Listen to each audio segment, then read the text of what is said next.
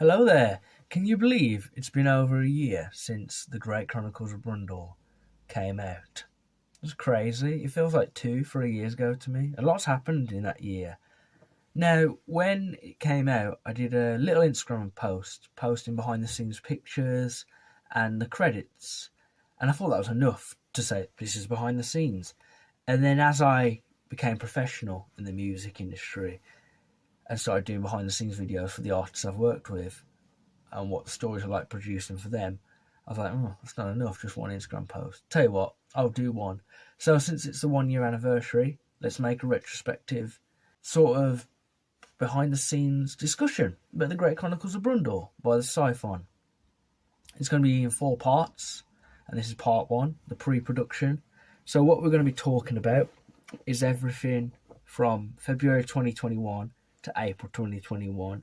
So what was my influences, how the song came to be, how I got the team together to help me write the song, everything about getting the song to what it needed to be before I even stepped foot in the studio. As soon as I stepped foot in the studio, that's episode 2, production. So let's get into it, shall we? The influences. What was I listening to in February 2021? I'm like a snake from Sliverio when it comes to music influences. I'm eclectic. So it's always a long journey. So just because I was, let's say, for example, listening to reggae in 2018, that's when I discovered reggae and, I really love reggae, doesn't mean I'll stop listening to reggae now. It just becomes part of my musical journey. So back then, it was part of my musical journey.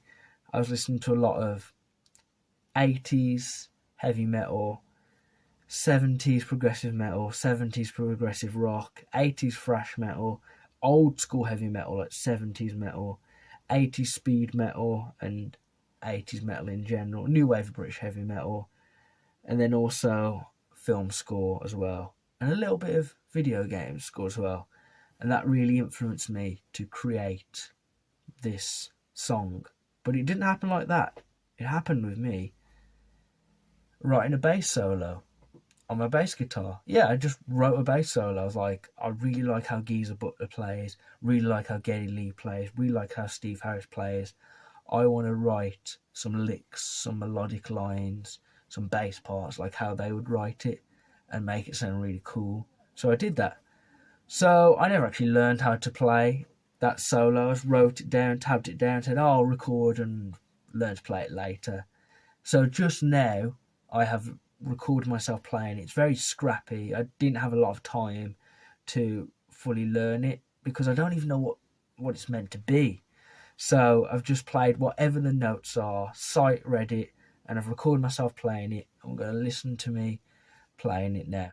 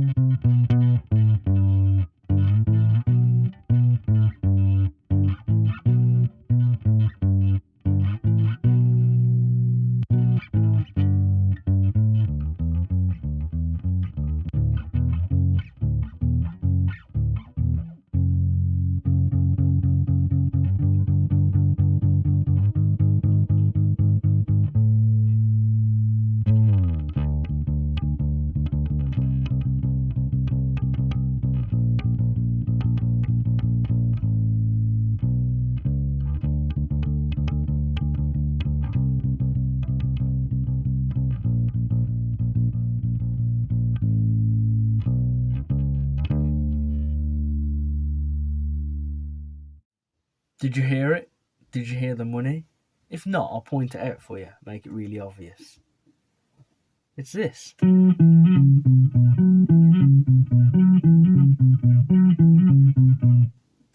also this.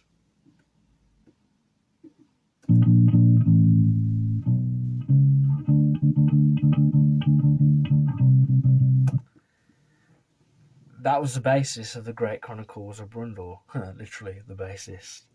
Because if you listen to this, that's the intro. Dun, dun, dun, dun, dun. And then later you hear the bum, bum here.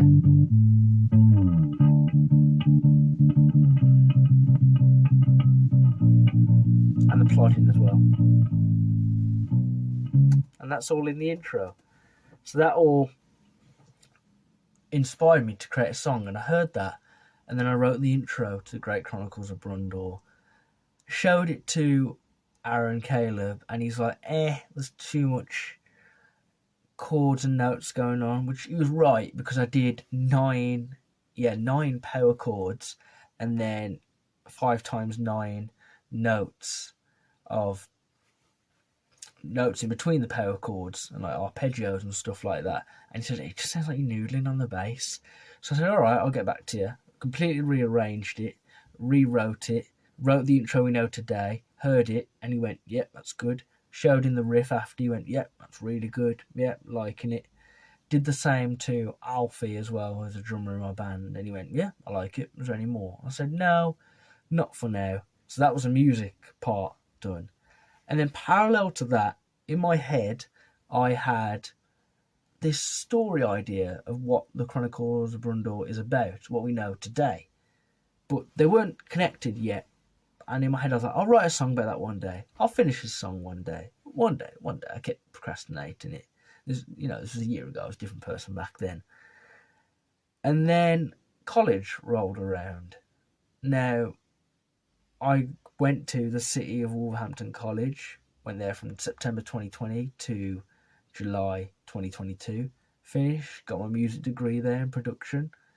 So what we had to do for our FMP in the first year was we had to write, perform, produce, and create a website and perform our own song and do artwork for the song and sell it off as a single, basically, of a song we created. It's a test to see how if we've applied what we've learned and if we're good at creating a website for marketing, all that, and website to note down all our thoughts and ideas and the process, rather than sending documents and documents and documents.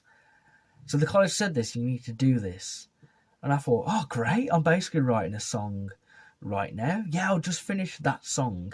And I thought, oh, and those lyrics are in my head, why don't you put them together? So I did, I put them together. I was like, yep, okay, cool. Don't really have the lyrics, I'll have the story. Okay, all right. I'll get to that. And then they said, so hold that thought. And then they said you need a collaborative element from someone in the college and someone outside the college. In the college, I worked with a sound engineer and guitarist called Sam Whitehouse. He played the guitar, did the sound engineering for me on the track. Outside of the college, I thought, well, Aaron, we have similar tastes. He'd already heard it and he liked it. So I approached him and said, would you like to write lyrics with me? And he went, yes. Alf was interested. And if you're interested, you're invested. And he went, yep, I'll help you do it. So I said, right, ideally I'd want you guys to help write lyrics. And they went, yep, that's fine. But I didn't even know what this song was yet, the story. So I was like, I'm at a crossroads myself. I don't really know what to give the guys as fuel. So I was listening to 2112 by Rush. And I found out Neil Peart, when he wrote the story of 2112, he wrote the whole novella out on a notepad, then converted that to lyrics, then sent it to Geddy. Geddy slightly changed it to make it more singable for him. And that's how he did it. So I thought, I'm going to do that. I'm going to take the story and give them guys a story, make it into lyrics. So I wrote the novella, the Great Chronicles of Brundor novella. Aaron and Alf turned that into lyrics. I read over the lyrics, changed what I needed to change to make it better or fit whatever the song needed to be. And hey presto, there you go. And now it was nearly time to record. And in my head, I was like, I've got this. I've absolutely backed this. Free money, easy money. Because the college has a professional studio. So I was like, use what you've got. Use what you've got. A whole professional studio to myself to write a song I wrote in my bedroom a couple of months ago. Yeah, let's do it. Yeah, I was really hyped. I was like so hyped. I really wanted to make this the best thing it could be. Because at this point, not only was it for the college, but it was personal at this point. I actually really wanted to do this song. So I was like, it's got to be done how I need it to be done. And in my head, I was literally so chuffed about having the studio. I was like, oh, it's great. It's like, because like, if I chose another song, the Chronicles of Brundor will be the back of my head. And when I get back from college, I'd be like, right, time to work on that song. Oh, no, I can't. I've got homework to do. So I thought, put two and two together, put something you love, and put work together, and it can make something amazing. So that's what I did. But before we get into the studio, there's one more thing I need to do. I need to rehearse. I rehearsed every single day this song, really getting it to where it needed to be. And I kept rewriting it almost every day because it took me 2 months to write the music. The lyrics weren't so long because I had Aaron and Alf to help with that. But the music took quite a long time. I was rewriting it constantly, really trying to get the best it can be. Switching back and forth from the drum kit back there to playing my bass, like, oh, is that part right? I was really trying to be a one-man band. And I remember one point I was actually ill for a whole 3 days, and I still got up and wrote music for it. And I was literally like hunched over, like, ill. I was like, I've got to stay in the game. If I want to get a song done, I've got to do it. And when I was ill, I actually wrote the dream sequence that I wrote that while I was ill. And I showed it to the guys and they approved it. All the music I wrote, I showed to the guys and said, yep, that's good, or said what they think needs to be done. So once I got it all fully complete, I tabbed it all out, all the bass, all the drums, all the guitars, all the vocals, so everyone knew what was going on in my brain. They could look at it and go, oh, so that's what we're playing today. Okay. And sorted, rather than me saying, oh, could you play it like, oh, no, or, ah. Oh. I got it straight away, knew that it needed to be done like this. So it was really I was just determined to get it done. And I think that about wraps it up because I'm about to enter into the studio now and get it done. So thanks for watching, hope you've enjoyed it. And feel free to listen to the song again now that you know all the madness surrounding it. It's been fun, I've really enjoyed talking about it now. It's really reminded me some good times. So, thanks for watching. I'll see you in the next episode.